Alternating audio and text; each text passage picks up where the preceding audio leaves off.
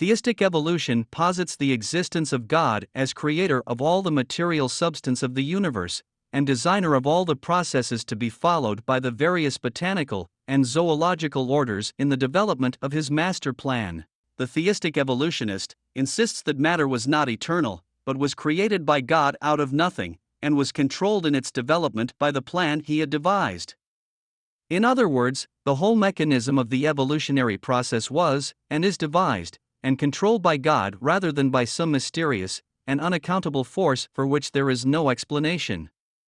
As we weigh the question of whether theistic evolution can be reconciled with Genesis 1, we have to analyze very carefully whether we are dealing with a deistic or semi-deistic concept of a God who simply sets up the entire system, programming it in advance like some master computer, and then retires to the sidelines to watch the cosmic mechanism work itself out. Such a God is beyond the reach of prayer, and takes no active, continuing interest in the needs of his creatures. There is no communication with him, and no salvation from him, all is locked up in the framework of a rigid determinism.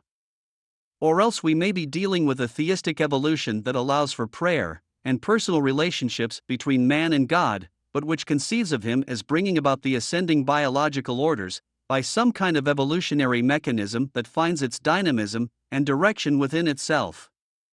In view of the flimsy basis in scientific data for evolution as propounded by Darwin, and its virtual rejection by emergent evolutionists, for these two bear as close a resemblance to each other as American democracy and the democracy of Iron Curtain nations today, there seems to be very little ground for even a scientifically minded theist to hang on to evolutionism at all.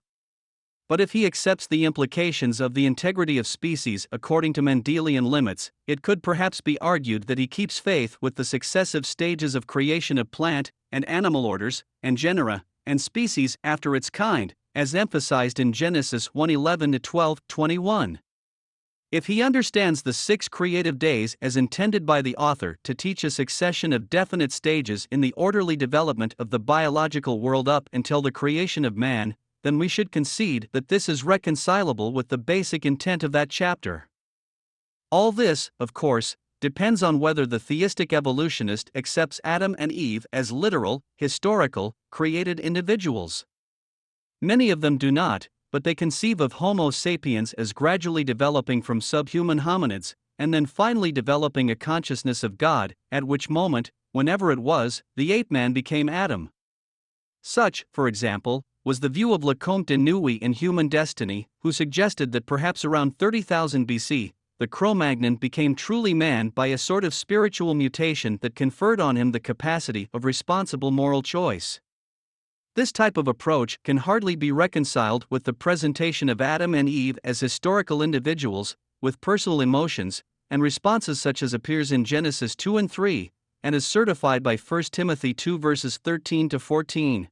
For Adam was formed first, then Eve. And Adam was not the one deceived, it was the woman who was deceived and became a sinner. Any suprahistorical interpretation of Adam, such as is espoused by neo-orthodoxy, is definitely irreconcilable with Holy Scripture and the evangelical faith.